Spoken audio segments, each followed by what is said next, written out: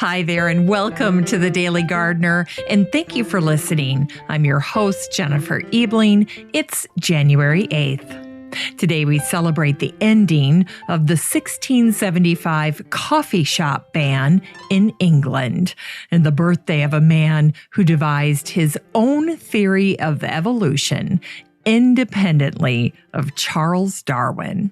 We'll learn about one of the fiercest Dutch conservationists and the nurseryman who created the world's most excellent arboretum. Today's Unearthed Words feature fabulous one-liners about January. And we grow that garden library with a book that helps us grow houseplants, the official greenery of January and February. I'll talk about a garden item that can help you relax, and then we'll wrap things up with the birthday of a plant wizard who brought the date palm to California. But first, let's catch up on a few recent events. Today's curated articles begin with a post that was written by Dan Pearson called Dogwood Days, and it's all about the various kinds of dogwood that are available to gardeners. Dan ends this post with this very helpful tip that I thought I'd share with you. He said, cornice takes easily from hardwood cuttings. Cornice is the Latin for dogwood. He said, save prunings and then plunge a few pencil-thick lengths into the ground by your mother plant. Those cuttings will be rooted and ready to lift within a year. If you want to track down this post in the free Facebook group, just search for Dogwood. Then our next curated post was from Serenata Flowers. It featured 5 flower trends for 2020, and it was shared by House Beautiful. We can expect to see more warm palettes and tones, as well as soft neutrals in bouquets. One particular shade is known as Neo Mint. Neo Mint is an oxygenating fresh tone, and you'll see more of it during 2020. Imagine a very soft pastel shade of green, and you have Neo Mint. Now, if you'd like to check out these curated articles for yourself, you're in luck, because I share all of it with the listener community in the free Facebook group for the show. Just head on over to Facebook the next time you're there, go up to the search bar and type in the Daily Gardener Community, and then just request to join. I'll admit you, and I'd love to meet you in the group. Here's today's brevities. On December 23rd, 1675, King Charles II issued a proclamation suppressing coffee houses in England. The edict lasted 16 days. The public response was so negative that he revoked it on this day in 1676. And today is the birthday of the British naturalist Alfred Wallace. He was born on this day in 1823. Wallace developed his theory of natural selection quite independently of Charles Darwin, although he did send his theory to Darwin. Wallace's work prompted Darwin to get serious about publishing his 20-year-old idea. In 1858, both Wallace and Darwin's work was presented to the Linnean Society. Wallace published a remarkable book called The Malay Archipelago. The book is considered a classic and covers the flora, fauna, and people of the area now known as Malaysia and Indonesia. Wallace wrote, "Nature seems to have taken every precaution that her choicest treasures may not lose value by being too easily obtained. Wallace has been obscured by Darwin over the course of history, yet when he died at the age of 91, his obituaries praised him as an extraordinary figure. One said, "He was the greatest, brightest, and clearest thinker of his age. Of one thing I'm certain, and that is that never has anybody come more fully with my favorite description of a great man, namely that he's a combination of the head of a man and the heart of a boy." A forthcoming children's book about Wallace is titled Darwin's Rival, Alfred Russel Wallace and the Search for Evolution by Christian Dorian. It's set to come out later this year. And today is the anniversary of the death of the Dutch conservationist and botanist Jack P. Thijssen. Jack founded the Society for the Preservation of Nature Monuments in Holland. His 60th birthday present was a wildlife garden in Bloemendaal near Haarlem. After World War I, a Dutch food company by the name of Verkade asked Jack to create some album books on the flora of the Netherlands. Essentially, the books became a collector series. The albums had empty spots for photo cards, which were distributed individually with the biscuits. The Dutch would buy their biscuits, and then they would find the card and place it in the spot designed for it in the book. These photo albums were quite trendy among the Dutch, and today they sell for hundreds to thousands of dollars a piece on auction websites. Today in the Netherlands, there's a college named after Jack, and he always makes the top 100 Dutchman's list. Today is the anniversary of the death of the conservationist and plantsman Harold Hillier. He died on this day in 1985. In 1864, Hilliard's grandfather Edwin began the family nursery. His son was supposed to take over the family business, but he died during the war, and so it fell to Edwin's grandson Harold to continue his legacy. Harold immediately set about creating a public garden and arboretum alongside the nursery. The site was already home to some magnificent trees, some of which were at least 200 years old. In an article from 2019, it was revealed that the Hillier Arboretum is home to the largest collection of champion trees in all of Britain and Ireland, with a whopping total of 611, followed by Kew Garden, which has 333 champion trees. Champion trees fit into three categories, being either the largest, the finest, or the rarest of their species. Today, the Hillier Nursery is putting together a champion tree trail throughout the Arboretum so that visitors can walk to each of the champion tree specimens.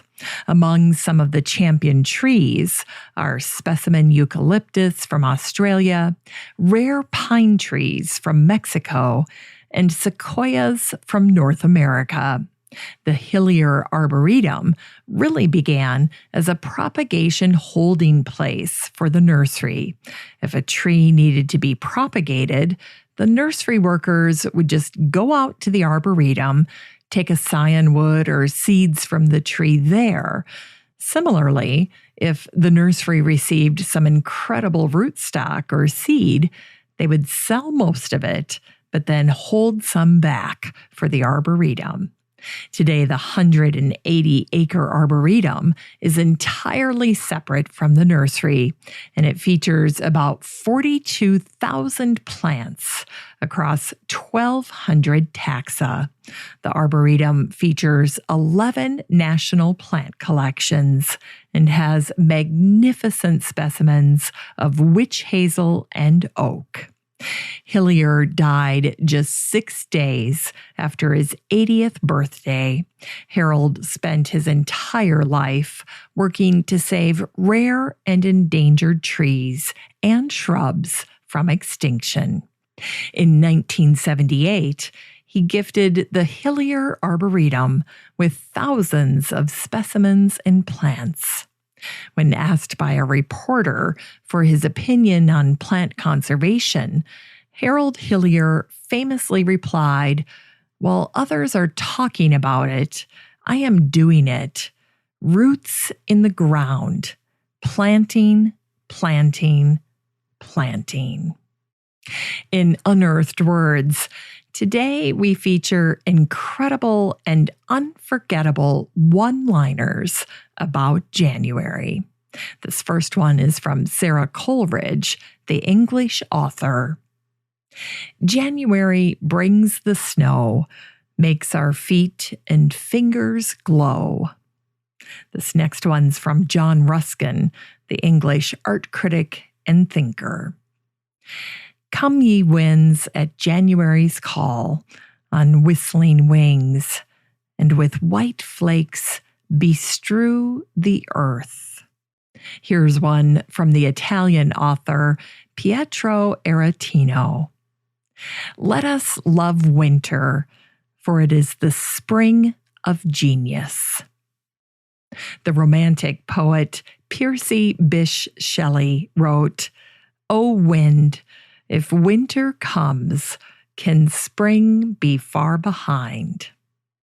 And the English poet William Blake has some advice for us today.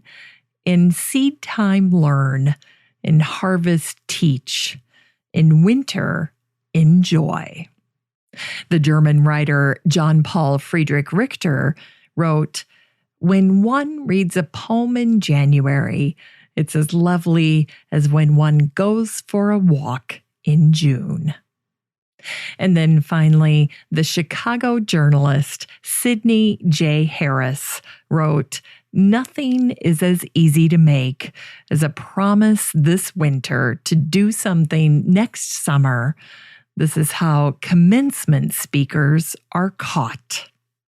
It's time to grow that garden library with today's book, Houseplants by Lisa Steinkopf.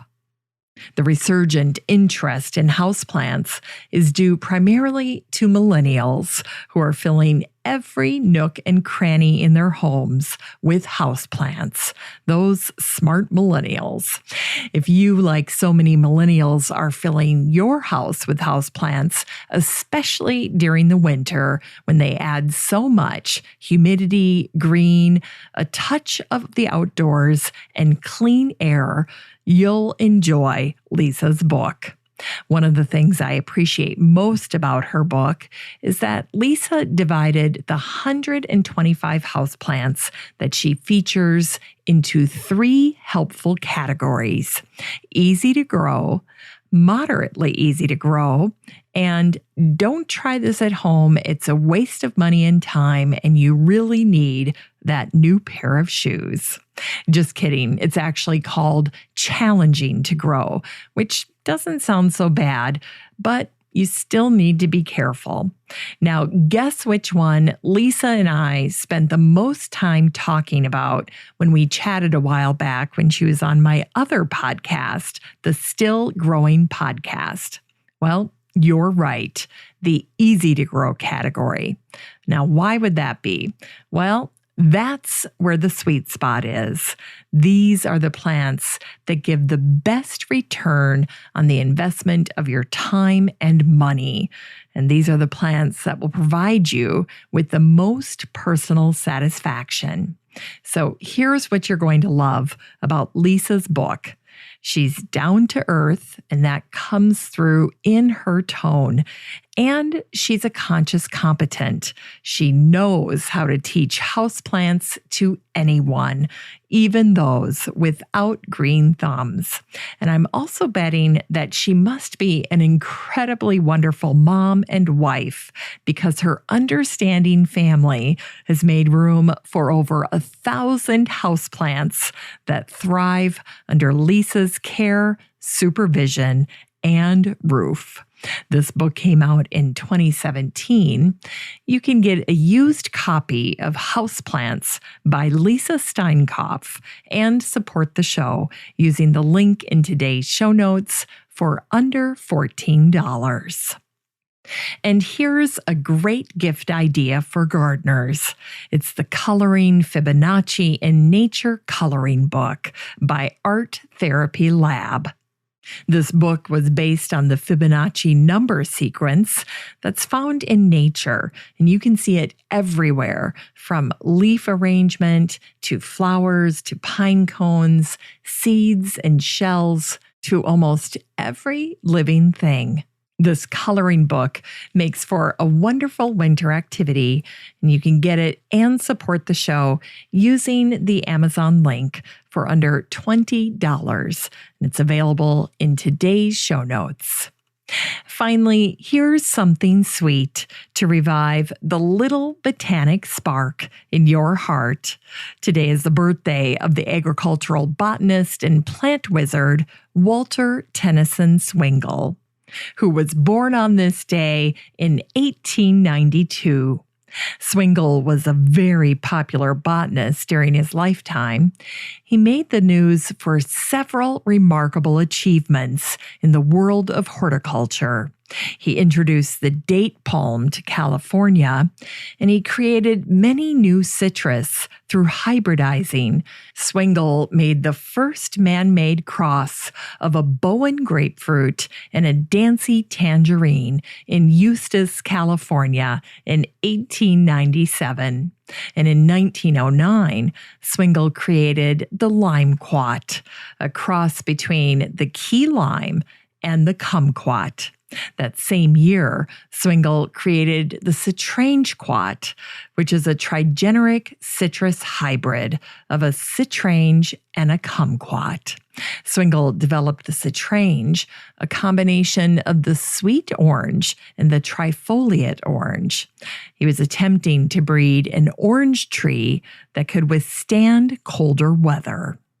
Swingle was born in Pennsylvania, and then his family quickly moved to Kansas, where he was homeschooled and then ultimately educated at Kansas State Agricultural College. In short order, Swingle began working for the government at the United States Bureau of Plant Industry in the Department of Agriculture. They immediately put him to work, sending him to nearly every country in the world. Swingle brought Egyptian cotton to Arizona, Akala cotton to California. However, Swingle's most significant accomplishment was the introduction of the date palm to America. The date palm was something Swingle discovered during a visit to Algeria. Swingle was intelligent and observant, and he noticed that the climate and the soil in Algeria mirrored that of California. Swingle was optimistic about the date palm's chances in California right from the get-go. He wrote, "No heat is too great and no air too dry for this remarkable plant, which is actually favored by a rainless climate and by hot desert winds. It is also shown that the date palm can withstand great quantities of alkali in the soil, more than any other useful plant. It is probably the only profitable crop that can succeed permanently." When the date palm arrived in California, the Coachella Valley was identified as the perfect spot to grow it. By 1920, over 100,000 pounds of dates were grown in California. Today, dates are one of California's main exports. The total value of the crop is approaching $100 million every year. Thanks for listening to The Daily Gardener, and remember, for a happy, healthy life, garden every day. The Daily Gardener is produced weekdays in lovely Maple Grove, Minnesota. You can find complete show notes over at thedailygardener.org, and be sure to share the show with your garden friends. You can find The Daily Gardener on all your favorite social media, Instagram, Twitter, and Pinterest, and of course, Facebook.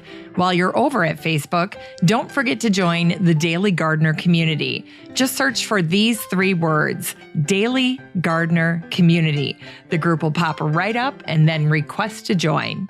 Finally, I want to thank my team at Podfly Productions, where my fabulous editor is Eric Begay. Have a great day in the garden, and we'll see you tomorrow.